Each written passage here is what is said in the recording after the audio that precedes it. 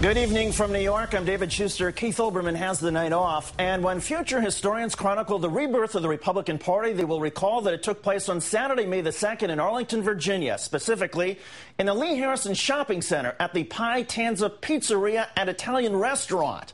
Our fifth story tonight, led by House Republican Whip Eric Cantor and two has-beens. That is Mitt Romney's term, referring to himself and Jeb Bush. The inaugural meeting of the National Council for a New America drew at least 50 participants dedicated to coming up with enough new ideas to justify the continued existence of the Republican Party, and already drawing protesters. In this case, a handful were upset that immigration was excluded from the agenda, along with gay marriage and abortion. Instead, issues affecting families and women took center stage, despite the fact center stage was all male. Republican Congresswoman Kathy McMorris Rodgers could not attend because her child got sick. And if that did not create enough irony over the effort to court women, Romney added some of his own on Sunday when asked about Alaska Governor Sarah Palin and her inclusion, along with Rush Limbaugh, on Time's list of influential people. I'd like to have a lot more influential Republicans. I think there are a lot more influential Republicans than that would suggest. Was that the issue on the most beautiful people or the most influential people? I'm not sure. If it's the most beautiful, I understand. We're not real cute. House Republican Whip Eric Cantor answered the same question without remarking on Palin's physical appearance and suggested he wants to focus more on ideas and less on Palin or Limbaugh. They are two individuals that have a lot of ideas, and our party should be about ideas. That's what this effort is about, the National Council for a New America, and that's what they're about. So I don't think any of us should have any monopoly on the ideas, and I know that there are some who like to make it all about personalities, but it's about ideas. While Cantor may want to focus on ideas, his money is going elsewhere. According to Politico.com, Cantor has hired at least 4 communications staffers recently. After November's losses, GOP House Conference Chairman Mike Pence told fellow GOP members to fire legislative staff, the idea people, so they could hire more spokespeople. What kind of spokespeople can convey the new GOP ideas that it no longer has the staff to think of?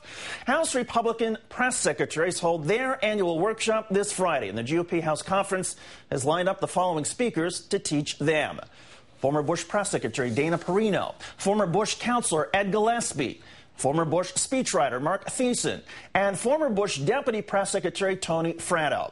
GOP House Conference Communications Director Matt Lloyd called them, quote, the gold standard for Republican communications professionals. One of those communications professionals, Mr. Fratto, describes his tenure as, quote, being in an actual duel with the slings and arrows from Congress. Of course, Bush communications professional Fratto misspoke. He was not, in fact, in an actual duel with slings and arrows. It was metaphorical. The difference being reality versus not reality. As to whether Fratto and company can lead the GOP in a direction the American people want rather than just attack the president and try to win elections, here is the forecast Fratto gave for GOP spokespeople. I think they're improving, and they're starting to get a sense of how to attack in the next 18 months ahead of 2010. Let's bring in MSNBC political analyst Jonathan Alter, also senior editor at Newsweek magazine. And Jonathan, thanks as always for joining us. Hi, David. Any sign this weekend that the National Council for a New America will become an idea generator for the Republicans? Well, you know, they had a pretty good discussion at that pizza parlor. Look, it's in the interests of everybody that we have a strong two-party system. If we get a kind of a fragmented America where we have a multi-party system, that's a recipe for chaos. So I, for one, wish them success in talking about ideas, not attacks, not one-liners, but real ideas for the future. And that's a long process. And if they thought that they began it, that's fine. They need to do an awful lot more work before they can bring any kind of truly fresh ideas in front of the American people. If you want to applaud them for severing the anti-immigrant, anti-choice, anti-gay wing of their party, what do you say about Mitt Romney talking about Palin's looks and Jeb Bush leading the way for working families? Yeah, I don't think we should applaud them for severing those parts of the agenda, because they haven't severed them.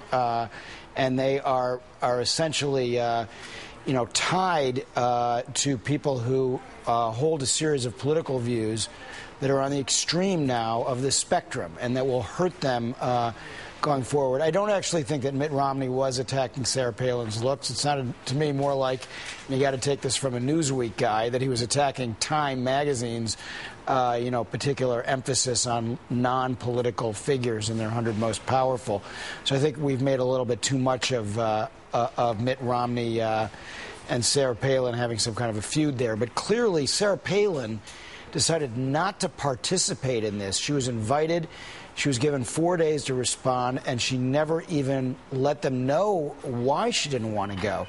So that raises real questions about whether, she wants to take part in this idea of rethinking where they need to be headed. But the real work on this, David, is done in think tanks. That's where they come up with ideas that are fresh and that can drive the debate. And I haven't seen a lot of evidence lately that those ideas are percolating up. For instance, Republicans should be talking about the payroll tax holiday that they supported, which even a lot of liberal economists think could be very stimulative for the economy, since that payroll tax hits lower income workers.